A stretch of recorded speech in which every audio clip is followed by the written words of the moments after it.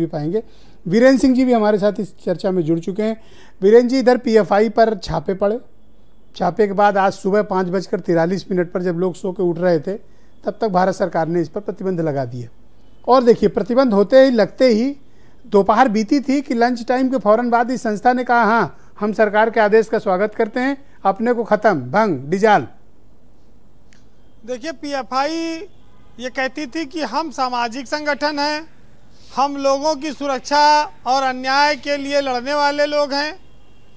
जब अभी छापे पड़े तो इन्होंने कहा कि हम केरल में आंदोलन करेंगे, लेकिन अब आज उन्होंने अपने आप को पूरी तरह से ख़त्म कर लिया।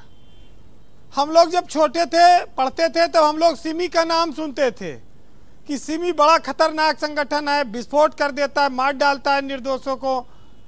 सिमी खत्म हुआ तो ये पीएफआई आ गया, फिर कोई आ जाएगा नया, क्योंकि ये देश इतना बड़ा है, इतनी जनसंख्या है कि यहाँ पर हर आदमी की गतिविधि की निगरानी कर पाना बड़ा कठिन है। कई संगठन सामाजिक कार्यक्रम की आड़ में धीरे धीरे पनप कर बड़े हो जाते हैं और जब पता लगता है तब लगता है कि उसमें आतंकवादी गतिविधियाँ चल रही हैं। ये बड़ा दुर्भाग्यपूर्ण है कि भारत जैसे देश में अलग अलग राज्यों में अलग अलग लोगों की सरकारें होती हैं। कई सरकारें किसी चीज़ को संरक्षण दे जाती हैं, कई सरकारें उसको कुचलती हैं। आज ये बहुत बड़ा दिन है भारतीय जनता पार्टी की सरकार के लिहाज से और हिंदुस्तान में आतंकवाद को ख़त्म करने के लिहाज से भी। देखिए, इस संगठन को लेकर शोर इसलिए है कि जब इस तरह के संगठन की बात आती है तो उसमें एक मुसलमानों को लेकर शक की निगाह से देखा जाता है।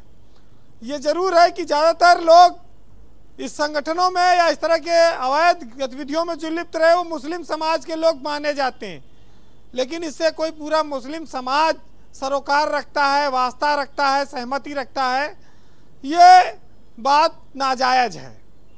ये बात जो पढ़ा लिखा अमन पसंद मुसलमान है वो इन सब चीज़ों से ज़्यादा मतलब नहीं रखता। आतंकवाद का खात्मा जरूरी है, वो हिंदुस्तान का हर मुसलमान ये मानता है और वो चाहता है कि हमारे देश में शांति रहे।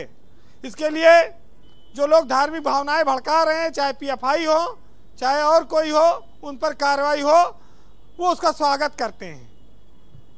इस राष्ट्र में राष्ट्र विरोधी ताकतों पर अगर कोई कार्रवाई होगी तो कौन नहीं स्वागत करेगा।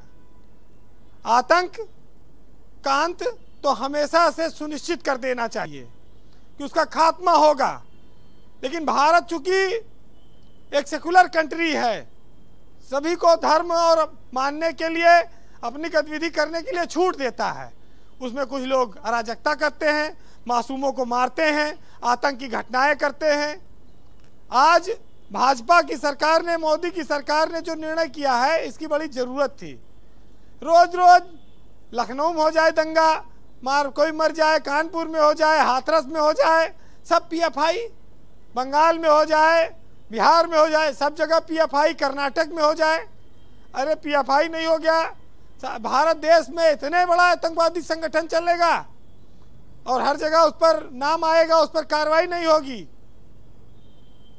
आप देखिए कि आज जो इच्छा शक्ति दिखाई गई है, इस पर काम बहुत ज़रूरी था, लेकिन हम जैसे जैसे प्रगति कर रहे हैं, तरक्की कर रहे हैं। इंटरनेट ने अगर हमको तरक्की दी तो उसने आतंकवाद को भी बहुत तरक्की दी और इनको पकड़ पाना इतना आसान नहीं है। ये भी तमाम समूह बनाए हुए हैं, ग्रुप बनाए हैं जिसमें मैसेजेस फॉरवर्ड करते हैं।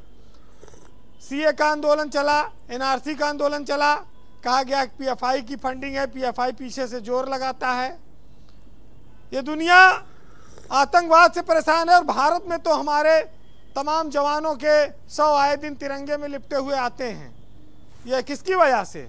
आतंकवाद की वजह से ही आते हैं। तब हमको ये सोचने में मजबूर होना पड़ता है कि इस देश में जो नासूर हैं, घर के भीतर बैठे हैं, इन पर कार्रवाई कब होगी और इन पर कार्रवाई होनी चाहिए। ब्रजेश जी, ये किसी एक धर्म और जात के विशेष नहीं होनी चाहिए कार्रवाई। ये मैंने भी डिबेट के प्रारंभिक उद्बोधन में ये बात कही कि ये मसला हिंदू मुसलमान का ही नहीं, ये मसला तो हिंदुस्तान का है, देश का है।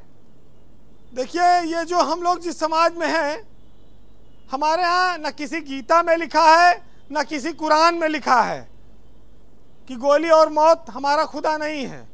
भारत एक ऐसा देश रहा है हमेशा से जिसने आतंक को पसंद नहीं किया, लेकिन अगर हम पर कोई चीज़ थोपी गई, षड्यंत्र हुआ, तो फिर उसका मजबूती से जवाब देना बनता है। और ये लोग जानते हैं कि आतंकवाद किसी का सगा नहीं होता। जब वो बाजार में विस्फोट करता है तो वहाँ पर न हिंदू न मुस्लिम देखता, वहाँ तो सब धर्मों के लोग रहते हैं, मरते हैं। तो ये बड़ी एक समस्या है और चुनौती है हमारे सामने। बहरहाल डॉक्टर हरिओम पवार ने लिखा है कि जो लोग वक्त रहते जवाब नहीं देते, जो राजवंश, जो सरकारें, फिर वो कायर कहलाती हैं। इसलिए इसका जवाब होना जरूरी था कि हर संकट का हल मत पूछो, आसमान के तारों से, सूरज किरणें नहीं मांगता, नभ के चांद सितारों से। और बंदूक की गोली का उत्तर सद्भाव नहीं होता है, हत्यारों के लिए अहिंसा का प्रस्ताव नहीं होता है। यह युद्धों का परम सत्य है, सारा जगत जानता है, लोहा और लहू जब लड़ते हैं तो लहू हारता है। जो खूनी दंगों को सहने वाला राजवंश होगा, या तो वह कोई मूर्ख होगा या कोई परमहंस होगा। तो इसलिए इसको सहना नहीं है।